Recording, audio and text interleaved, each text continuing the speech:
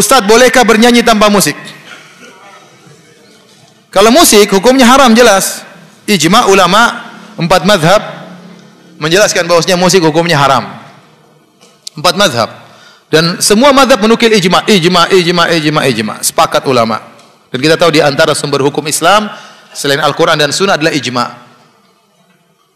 Kemudian datang sebagian ulama seperti Ibnu Hazm Al-Andalusi ya, menyatakan hadis tentang haramnya musik dhaif, tapi dia salah. Pertama, terlalu banyak ahlul hadis yang lebih faqih tentang hadis daripada dia menyatakan hadisnya sahih dalam Sahih Bukhari. Dia mendhaifkan. Yang kedua, dia menyelisih ijma. Telah muncul ijma sebelum dia lahir tentang haramnya apa? Musik. Oleh karenanya mazhab manapun mengharamkan musik. Yang paling keras dalam hal ini diantaranya mazhab Syafi'i. Antum buka buku fikih manapun, cari pembahasan tentang musik, semua ulama Syafi'i yang mengharamkan musik. Di antaranya Al-Imam Syafi'i rahimahullah dalam kitabnya Al-Imam Syafi'i menyatakan dalam kitabnya kalau ada seorang merampok atau mencuri alat musik, maka orang ini tidak boleh dipotong tangannya. Kenapa? Karena dia mencuri sesuatu yang haram. Hukumnya sama seperti orang mencuri khamar atau orang mencuri babi, kata Imam Syafi'i. Kalau ada orang mencuri khamar, tidak boleh dipotong tangannya karena dia mencuri barang yang haram. Dia boleh dipotong tangannya kalau dia mencuri barang yang halal, curi motor, ya, curi mobil, ya, dipotong tangannya karena perkara yang halal. Bayangkan Imam Syafi'i menyamakan keharaman alat musik seperti haramnya khamar dan haramnya babi. Sama Imam Syafi'i juga dalam kitab Al-Um mengatakan, barang siapa yang merusak alat musik, maka tidak boleh minta ganti rugi darinya. Sama seperti seorang yang merusak khamar, datang ke rumah orang dihancurkan khamar orang, maka tidak boleh minta ganti rugi.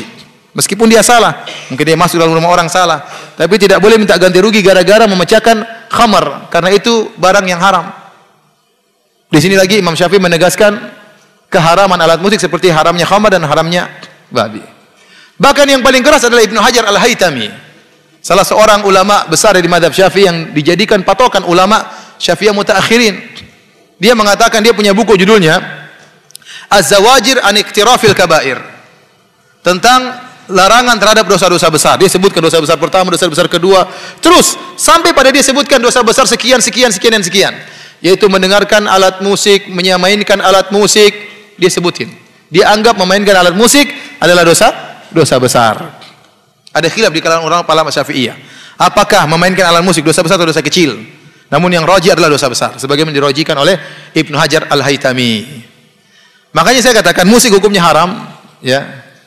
Oleh karena saya heran ada sebagian dai-dai di tanah air kita yang mengaku bermadzhab Syafi'i, bahkan menyuruh orang untuk bermadzhab Syafi'i, bahkan mencela orang yang tidak bermadzhab. Tapi kalau sudah bicara musik, dia tinggalkan madzhab Syafi'i. Benar. Dia tinggalkan madzhab Syafi'i. Tidak ada satu madzhab pun yang dia pakai. Madzhab Syafi'i enggak, madzhab Hambali enggak, madzhab Hanafi enggak, madzhab Maliki enggak. Kenapa? Semuanya musik haram. Padahal dia mendengung-dengungkan harus madzhab Syafi'i. Begitu masalah musik, dia tinggalkan madzhab Syafi'i. Enggak tahu kenapa. Ini hukum musik. Nah, bagaimana dengan nyanyian tanpa musik? Maka Imam Syafi'i juga menjelaskan nyanyian tidak sama dengan musik, ya. Hukum nyanyian, ya, boleh kalau terlalu banyak menjadi makruh selama tidak pakai alat musik.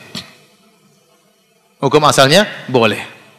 Adapun dalam ayat Al-Qur'an, wa minan nasi may yashtari lahwal hadits liyudhilla an sabilillah, dalam surat Luqman, di antara manusia ada yang memberi perkataan yang sia-sia untuk menyesatkan manusia.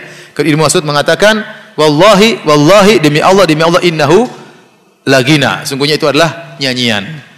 Para ulama menjelaskan nyanyian tersebut bukan nyanyian tanpa musik, sebagaimana dijelaskan oleh Ibnu Rajab Al-Hambali dalam Fathul Bari karangan Ibnu Rajab. Fathul Bari ada dua, Fathul Bari Ibnu Hajar, Fathul Bari Ibnu Rajab. Kenapa disebutkan nyanyian? Maksudnya nyanyian yang disertai dengan alat musik, karena di zaman Ibnu Mas'ud banyak orang-orang Romawi masuk Islam, orang-orang Persia masuk Islam, dan mereka sering nyanyi dengan alat musik. Sehingga maksud dari Ibnu Mas'ud dalam ayat tersebut tatkala dia menafsirkan lahwal hadits, kata-kata yang sia-sia haram, ini maksudnya nyanyian yang disertai dengan alat musik. Jadi kita kembali, para ulama membedakan antara nyanyian tanpa alat musik dengan nyanyian dengan alat musik. Nyanyian alat musik hukumnya haram. ijma ulama. Adapun nyanyian tanpa alat musik, maka hukum asalnya adalah halal, namun tidak boleh berlebih-lebihan. Karena dahulu yang suka nyanyi bukan laki-laki.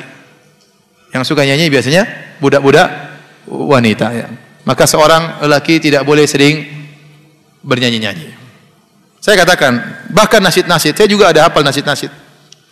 Kalau terlalu sering saya bernasyid-nasyid, akhirnya saya jarang baca Quran. Ya. Saya jarang baca. Itu pengaruhnya tadi. Maka boleh dalam kondisi tertentu kita boleh nasyid-nasyid, nggak ada masalah. Tapi jangan berlebih-lebihan. Selama isinya baik dan tidak melanggar syariat. Wallahu a'lam bishawab.